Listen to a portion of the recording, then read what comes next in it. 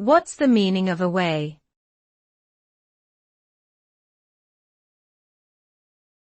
Away.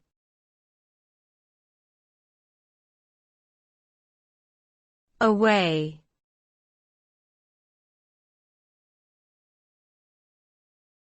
Away.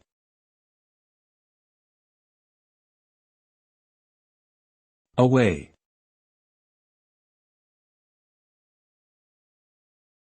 Away is an adverb that typically describes a state of being distant or absent. It can be used in reference to physical distance or emotional detachment. For example, someone might go away on vacation, or they might push their feelings away in order to focus on a task.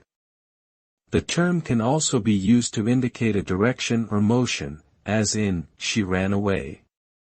Overall, away conveys a sense of separation or movement away from a particular situation or location.